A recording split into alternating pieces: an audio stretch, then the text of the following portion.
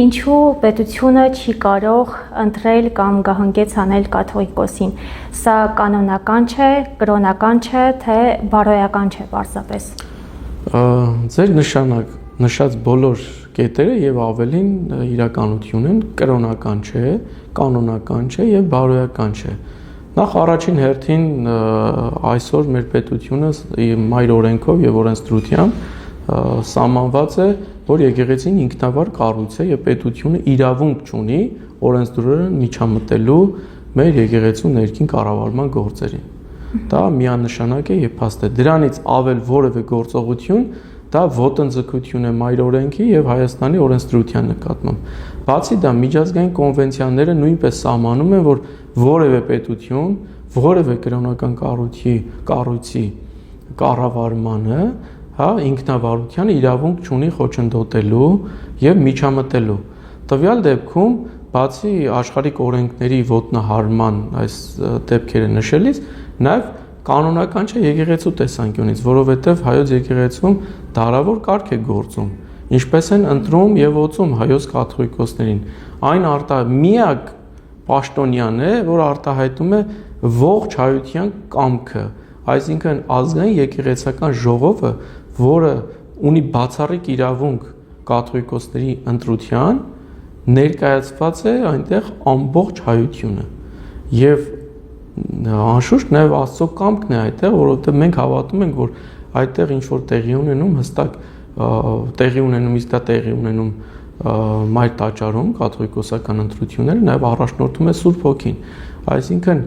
ապօրինաբար որևէ կաթողիկոսի իշխանության դեմ գործել հանիրավի, դա նշանակում է նաև գործել Սուրբ Հոգու դեմ, որովհետև մենք հավատում ենք, որ հայոց կաթողիկոսները ընտրվել են Սուրբ Հոգու ներշնչման այդ մարդիկ, ովքեր կանգնած են Սուրբ Խորանի առջև եւ ընտրություն են կատարում։ Այս իմաստով կանոնական չէ, այո, մեր պատմությունը ցույց է տվել դեպքեր, որ պետության գլուխ կանգնած մարդիկ փորձել են հասնել հաջողությունների, իրենց կամքը թելադրել ընտրությունների ժամանակ, որը ինչ որ դեպքերով կարող է նաև հաջողված լինել, բայց եղել են դեպքեր, երբ արդեն գործող կաթողիկոսի դեմ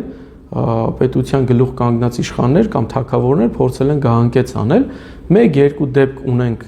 որտեղ իրենք հասել են իրենց հաջողություններին, բայց եկեղեցին տվել է իր գնահատականը։ Մեր ժողովուրդը չի ընդունել այն կաթողիկոսներին, որոնք թագավորների կամքով են գահ բարձացել։ Եկեղեցական գավազանագիրքը չի արձանագրել նրանց անունները որպես հայոց կաթողիկոսներ։ Մենք ունենք 132 պաշտոնական կաթողիկոսներ, բայց դրանցից դուրս մենք ունենք կաթողիկոսներ, ովքեր այս կամ այն օտար կամ հայ իշխանապետի կամ թագավորի կամ կայսրի կամքով միջամտելով բռնության ենթարկելով եկեղեցուն գահ են բարձացել, բայց դրանց անունը չի անցել եկեղեցու կաթողիկոսների գավազանագրքի շարքի մեջ։ Եվ հասարակությունը չի ճանաչում նրանց որպես հայ, ընդ որում ժամանակակիցները, ես չեմ խոսում մեր օրերի մասին, որ հնարավոր է գիտությամբ զբաղվել եւ համադրել կանոնները եւ եղած դեպքերը, այլ հենց ժամանակակիցները չեն ընդունել այդ մարդկանց։ Հենց բարձր եկեղեցական իշխանությունը եւ հասարակ ժողովուրդը չի ճանաչել նրանց որպես կաթողիկոս, որովհետեւ քաջ գիտակցել է, որ բռնություն է տեղի ունեցել, ոտնահարվել է եկեղեցու կարգ ու կանոնը եւ աստվածային օրենքները։